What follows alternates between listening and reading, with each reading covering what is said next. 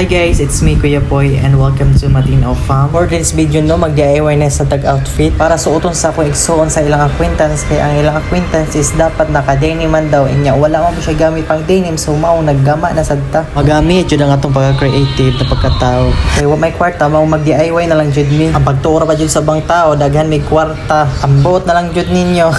So aring dapita guys, nagdahin na akong asawa ano pang design sa daw niya kay siya may nakasend ni kay ako gi tapula naman pud ko maong siya na ba akong ipatay hello ibayasad ko sa usawa ni kay kapila ka siya natusok sa dagom unya moingon baya jud mo daghan mig kwarta kung daghan pa mig kwarta din palit nami di nami patusok-tusok aning dagom unya ato na dayon gipatesting ag suot og okay ra ba naway kuwang uwa kay ugma na ba jud nila gamiton mao ato jud ning gipatestingan bahala gamiin dako hala paso sa di asay kay panagsara ni mao na ni result guys from this to this.